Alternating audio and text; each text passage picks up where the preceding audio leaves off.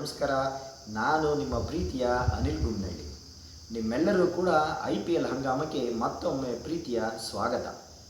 ಇವತ್ತು ವಾಂಖೆಡೆ ಸ್ಟೇಡಿಯಂನಲ್ಲಿ ಮುಂಬೈ ಇಂಡಿಯನ್ಸ್ ಮತ್ತು ಪಂಜಾಬ್ ಕಿಂಗ್ಸ್ ತಂಡಗಳ ನಡುವೆ 24ನೇ ಪಂದ್ಯಕ್ಕೆ ವೇದಿಕೆ ಸಜ್ಜಾಗಿದೆ.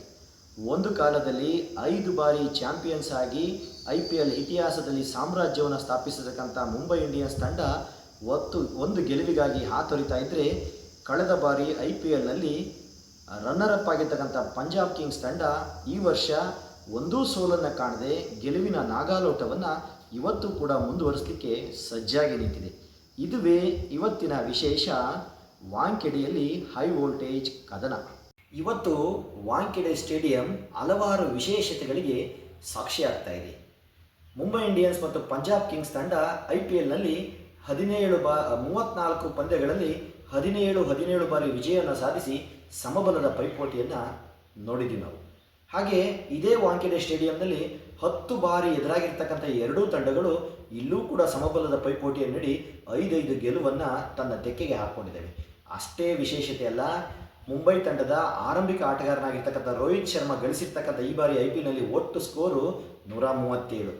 ಅವರಿಗೆ ಎದುರಾಳಿಯಾಗಿರ್ತಕ್ಕಂಥ ಪಂಜಾಬ್ ಕಿಂಗ್ಸ್ ತಂಡದ ನಾಯಕರಾಗಿರ್ತಕ್ಕಂಥ ಶ್ರೇಯಸ್ ಅಯ್ಯರ್ ಕೂಡ ಈ ಬಾರಿ ಟೋಟಲ್ ಗಳಿಸಿರ್ತಕ್ಕಂಥ ರನ್ ಮೊತ್ತ 137. ಅಷ್ಟೇ ಅಲ್ಲ, ಮುಂಬೈ ತಂಡದ ವಿಕೆಟ್ ಟೇಕರ್ ಆಗಿ ಕಾಣಿಸಿಕೊಂಡಿರ್ತಕ್ಕಂಥ ಶಾರ್ದೂಲ್ ಠಾಕೂರ್ 5 ವಿಕೆಟನ್ನು ಗಳಿಸಿದೆ.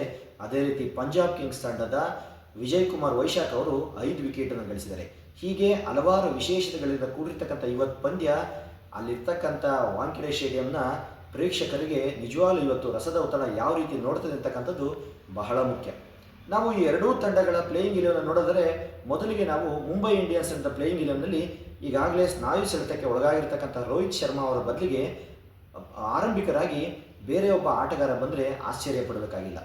ರಿಕಲ್ಟನ್ ಅವರು ಸ್ಕೋರ್ ಮಾಡ್ತಾ ಇದ್ರು ಕೂಡ ತಂಡಕ್ಕೆ ಗೆಲುವನ್ನು ತಂದುಕೊಡೋದ್ರಲ್ಲಿ ವಿಫಲರಾಗ್ತಾ ಇದ್ದಾರೆ. ಅವ್ರ ನಂತರ ಬರ್ತಕ್ಕಂಥ ಸೂರ್ಯಕುಮಾರ್ ಯಾದವ್ ಅವರು 1 ಅರ್ಧಶತಕಕ್ಕಷ್ಟೇ ಸೀಮಿತರಾಗಿದ್ದಾರೆ. ಬೌಲಿಂಗ್ ಮತ್ತು ಬ್ಯಾಟಿಂಗ್ ಎರಡರಲ್ಲೂ ಕೂಡ ಒಬ್ಬ ಒಳ್ಳೆಯ ಆಲ್ರೌಂಡರ್ ಆಗಿರ್ತಕ್ಕಂಥ ಹಾರ್ದಿಕ್ ಪಾಂಡ್ಯ ತಂಡವನ್ನು ಮುನ್ನಡೆಸೋದ್ರಲ್ಲಿ ಸುಸ್ತಾಗ್ತಾ ಇದ್ದಾರೆ. ಇನ್ನು ತಿಲಕ್ ವರ್ಮಾ ಅಂತಲೂ ಅನಗತ್ಯ ಹೊಡೆತಗಳಿಗೆ ಕೈ ಹಾಕಿ ಬೇಗನೆ ವಿಕೆಟ್ ಕಳ್ಕೊಂಡು ನಿರಾಸೆಯನ್ನು ಅನುಭವಿಸ್ತಾ ಇದ್ದಾರೆ. ಇನ್ನು ನಾವು ಮುಂಬೈ ಇಂಡಿಯನ್ಸ್ ತಂಡದ ಬೌಲಿಂಗ್ ವಿಭಾಗವನ್ನು ನೋಡೋದಾದರೆ, ಬಹಳ ಮುಖ್ಯವಾಗಿ ಒಂದು ತಂಡದ ಗೆಲುವಿನ ರೂವಾರಿ ಅಂತಲೇ ಎಕ್ಸ್ಪರ್ಟ್ ಆಗಿರ್ತಕ್ಕಂಥ ಬೂಮ್ರಾ ಅವರು ಇದುವರೆಗೂ ಕೂಡ 4 ಪಂದ್ಯಗಳಿಂದ 1 ವಿಕೆಟನ್ನು ಗಳಿಸ್ತಿರ್ತಕ್ಕಂಥದ್ದು ಅವರ ಚಿಂತೆಗೆ ಕಾರಣವಾಗಿದೆ. ಇನ್ನು ಶಾರ್ದೂಲ್ ಠಾಕೂರ್ ಅವರು ವಿಕೆಟನ್ನು ಗಳಿಸ್ತಾ ಇದ್ದಾರೆ, ಆದರೆ ರನ್ಗಳನ್ನು ನೀಡಿ ದುಬಾರಿ ಎನಿಸ್ತಾ ಇದ್ದಾರೆ. ಹಾಗೆ ಟ್ರೆಂಟ್ ಬೋಲ್ಟ್ ಅವರು ಆರಂಭದಲ್ಲಿ ಒಳ್ಳೆಯ ಸ್ವಿಂಗ್ ಎಸೆತಗಳನ್ನು ಎಸೆದು ಎದುರಾಳಿಯ ಬ್ಯಾಟ್ಸ್ಮನ್ಗಳನ್ನು ಕಟ್ಟಿ ಹಾಕಕ್ಕೆ ಟ್ರೈ ಮಾಡಿದ್ರು ಕೂಡ ವಿಕೆಟ್ ಗಳಿಸುವಲ್ಲಿ ಅವರು ಕೂಡ ವಿಫಲರಾಗ್ತಾ ಇದ್ದಾರೆ. ಇನ್ನು ದೀಪಕ್ ಚಹಾರ್ ಅವರು ಇವತ್ತು 11ರ ಬಳಗದಲ್ಲಿ ಕಾಣಿಸ್ಕೊಂಡ್ರೆ ಆಶ್ಚರ್ಯ ಪಡಬೇಕಾಗಿಲ್ಲ. ಸ್ಪಿನ್ ವಿಭಾಗದಲ್ಲಿ ಸ್ಯಾಂತರ್ ಇದ್ದಾರೆ, ಹಾಗೆ ಮಾರ್ಕೆಂಡ್ ಇದ್ದಾರೆ. ಒಟ್ಟಾರೆ ಮುಂಬೈ ತಂಡ ಸದೃಢವಾಗಿ ಕಂಡರೂ ಕೂಡ ಇಂದಿನ IPLನಲ್ಲಿ ತೋರ್ತಕ್ಕಂಥ ಕೆಚ್ಚೆದೆಯ ಹೋರಾಟವನ್ನು ತೋರಲು ವಿಫಲರಾಗಿ ಈ ಬಾರಿಯ IPLನಲ್ಲಿ 9ನೇ ಸ್ಥಾನದಲ್ಲಿ ಅಂಕಪಟ್ಟಿಯಲ್ಲಿ ತನ್ನ ಸ್ಥಾನವನ್ನು ಭದ್ರಪಡಿಸಿಕೊಂಡೈತೆ. ಇನ್ನು ಎದುರಾಳಿ ಪಂಜಾಬ್ ಕಿಂಗ್ಸ್ ತಂಡವನ್ನು ನೋಡಬೇಕಾದ್ರೆ ನಿಜವಾಗಲೂ ಎಲ್ಲೋ ಒಂದು ಕಡೆ ಈ ಯುವ ಆಟಗಾರರ ಹೋರಾಟವನ್ನು ನಾವೆಲ್ಲರೂ ಕೂಡ ಹೆಮ್ಮೆಯಿಂದ ಸಂಭ್ರಮಿಸೋದ್ರ ಮೂಲಕ ನಾವು ಅವ್ರನ್ನ ಅಭಿನಂದಿಸಲೇಬೇಕಾಗ್ತದೆ. ನಾಯಕನಾಗಿರ್ತಕ್ಕಂಥ ಶ್ರೇಯಸ್ ಅಯ್ಯರ್ ಅವರು ಎಷ್ಟು ಆಕ್ರಮಣಕಾರಿಯಾಗಿ ಅವರು ಒಂದು ಬ್ಯಾಟಿಂಗನ್ನು ಮಾಡ್ತಾರೆ ಅಂದರೆ ಎದುರಾಳಿ ಬೌಲರ್ಗಳು ಬೆಚ್ಚಿ ಬೀಳ್ತಾರೆ.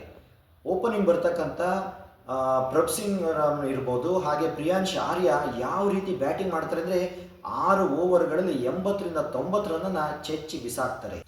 ಪಂಜಾಬ್ ತಂಡದ ನಾಯಕ ಶ್ರೇಯಸ್ ಅಯ್ಯರ್ ತಂಡಕ್ಕೆ ಗೆಲುವನ್ನು ತಂದುಕೊಡೋದು ಅಷ್ಟೇ ಅಲ್ಲದೆ ಭರ್ಜರಿ ಬ್ಯಾಟಿಂಗ್ ಮೂಲಕವೂ ಕೂಡ ಅವರು ಯಶಸ್ವಿ ಆಗ್ತಾ ಇದ್ದಾರೆ. ಅವ್ರ ನಂತರ ಬರ್ತಕ್ಕಂಥ ಕೂಪರ್ ಇರ್ಬೋದು, ಶಶಾಂಕ್ ಸಿಂಗ್ ಇರ್ಬೋದು, ಆಲ್ರೌಂಡರ್ ಸ್ಟೋನಿಸ್ ಇರ್ಬೋದು, ಒಡೇರ ಇರ್ಬೋದು, ಇವರೆಲ್ಲರೂ ಕೂಡ ತಂಡಕ್ಕೆ ಉಪಯುಕ್ತವಾದಂತಹ ರನ್ ಕಾಣಿಕೆಯನ್ನು ನೀಡ್ತಾ ಬಂದಿದ್ದಾರೆ. ಇನ್ನು ಪಂಜಾಬ್ ಕಿಂಗ್ಸ್ ತಂಡದ ಬೌಲಿಂಗ್ ವಿಭಾಗವನ್ನು ನೋಡೋದಾದರೆ ನಾವು ಯಾನ್ಸನ್ ಇದ್ದಾರೆ, ಅತ್ಯಂತ ವೇಗವಾಗಿ ಬಾಲನ್ನು ಎಸೆಯೋದ್ರ ಜೊತೆಯಲ್ಲಿ ಎದುರಾಳಿ ಬ್ಯಾಟ್ಸ್ಮನ್ಗಳನ್ನು ಕೆಣಕ್ತಾರೆ. ಅವರಿಗೆ ಸಾಥ್ ನೀಡ್ತಕ್ಕಂಥವರು ಹರ್ಷದೀಪ್ ಸಿಂಗ್ ಅವರು ಒಳ್ಳೆಯ ಸ್ವಿಂಗ್ ಡೆಲಿವರಿಗಳನ್ನು ಹಾಕ್ತಾರೆ. ಹಾಗೆ ನಮ್ಮ ಕರ್ನಾಟಕದ ವೈಶಾಖ್ ವಿಜಯ್ ಕುಮಾರ್ ಈಗಾಗಲೇ 5 ವಿಕೆಟನ್ನು ಗಳಿಸಿ ನಾನು ಒಬ್ಬ ಯಶಸ್ವಿ ಬೌಲರ್ ಅನ್ನೋದನ್ನು T20ಯಲ್ಲಿ ಸಾಬೀತುಪಡಿಸಿದ್ದಾರೆ. ಇವರಿಗೆ ಸ್ಪಿನ್ ವಿಭಾಗದಲ್ಲಿ ಯಜುವೇಂದ್ರ ಚಹಾಲ್ ಅವರು ಒಬ್ಬ ಅನುಭವಿ, ಈಗಾಗಲೇ ಅವರು ತಾನು ಎಂತಹ ಬೌಲರ್ ಅನ್ನೋದನ್ನು ಇಂದಿನ IPLಗಳಲ್ಲಿ ಸಾಬೀತುಪಡಿಸಿದ್ದಾರೆ.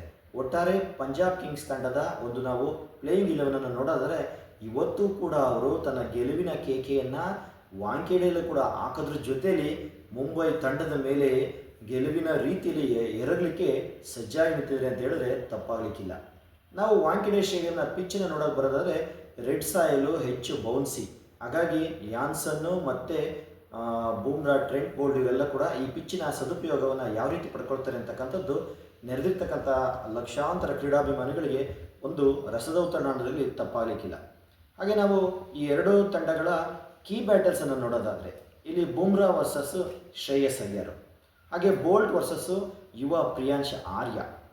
ಹಾಗೆ ನಾವು ಪಂಜಾಬ್ ತಂಡದ ಯಾನ್ಸನ್ ವರ್ಸಸ್ ರಿಕಲ್ಟನ್, ಯಾಕೆಂದರೆ ರಿಕಲ್ಟನ್ ಕೂಡ ಆರಂಭದಲ್ಲಿ ವೇಗವಾಗಿ ರನ್ನನ್ನು ಗಳಿಸೋದ್ರಿಂದ ಇವತ್ತು ಇವರುಗಳ ನಡುವಿನ ಒಂದು ಕೀ ಬ್ಯಾಟಲ್ಸ್ ನಿಜವಾಗ್ಲೂ ಒಂದು ಎಕ್ಸೈಟಿಂಗ್ ಅಂತಲೇ ಹೇಳಬೇಕು. ಮುಂಬೈ ಮತ್ತು ಪಂಜಾಬ್ ಕಿಂಗ್ಸ್ ತಂಡ ಅಂದರೆ ನೋಡಲಿಕ್ಕೆ ಆ ಪಂದ್ಯವನ್ನು ಕುತೂಹಲಕಾರಿಯಾಗ್ತದೆ.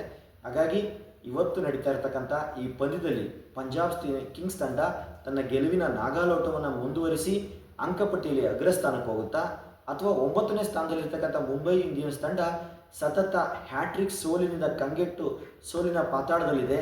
ಮತ್ತೆ ಇವತ್ತು ತನ್ನದೇ ತವರಿನಲ್ಲಿ ಗೆಲುವಿನ ಒಂದು ಏನು ನಗೆಯನ್ನು ಬೀರಿ ಪಂಜಾಬ್ ಕಿಂಗ್ಸ್ ತಂಡಕ್ಕೆ ಮೊದಲ ಸೋಲಿನ ರುಚಿಯನ್ನು ತೋರಿಸೋದಲ್ಲದೆ ತನ್ನ ಗೆಲುವಿನ ಒಂದು ಟ್ರ್ಯಾಕಿಗೆ ಮರಳಿಕೆ ಇದು ಒಂದು ಒಳ್ಳೆಯ ಸದಾವಕಾಶ ಅಂತ ಹೇಳ್ತಾ ನಮ್ಮ ಈ ವಿಡಿಯೋವನ್ನು ಕಳೆದ ನಿನ್ನೆ ರಾತ್ರಿ ನಡೆದಂತಹ ಒಂದು ಬೆಂಗಳೂರು ಮತ್ತು LSG ತಂಡದ ನಾವು ಕೊಟ್ಟಂಥ ಪ್ರೆಡಿಕ್ಷನ್ 100ಕ್ಕೆ 100 ಸತ್ಯವಾಗಿದೆ. ಹೀಗೆ ನೀವು ನಮ್ಮ ಈ ಒಂದು ಯೂಟ್ಯೂಬ್ ಚಾನಲನ್ನು ಲೈಕ್ ಮಾಡಿ, ಶೇರ್ ಮಾಡಿ, ಸಬ್ಸ್ಕ್ರೈಬ್ ಆಗೋಕ್ಕೆ ಮುಂಚೆ ನಾನು ಇವತ್ತಿನ ಪ್ರೆಡಿಕ್ಷನ್ ಹೇಳ್ತೀನಿ. ಪಂಜಾಬ್ ಮತ್ತು ಮುಂಬೈ ಇಂಡಿಯನ್ಸ್ ತಂಡ, ಪಂಜಾಬ್ಗೆ ಗೆಲುವಿನ ಅವಕಾಶ 60ರಷ್ಟಿದ್ರೆ ಮುಂಬೈ ತಂಡಕ್ಕೆ 40ರಷ್ಟಿದೆ. ಒಂದು ವೇಳೆ ಮುಂಬೈ ತಂಡ ಹೋಮ್ ಕ್ರೌಡನ್ನು ಬಳಸ್ಕೊಂಡು ಪುಟಿ ಗೆದ್ದಿದ್ದೆ ಆದರೆ ಇವತ್ತಿನ ಪಂದ್ಯ ಅತ್ಯಂತ ಕುತೂಹಲಕಾರಿಯಾಗಿರ್ತದೆ ಅಂತ ಹೇಳ್ತಾ ಸಬ್ಸ್ಕ್ರೈಬ್ ಆಗೋದನ್ನು ಮರಿಬೇಡಿ. ನಿಮ್ಮೆಲ್ಲರೂ ಕೂಡ ಪ್ರೀತಿಯ ನಮಸ್ಕಾರ.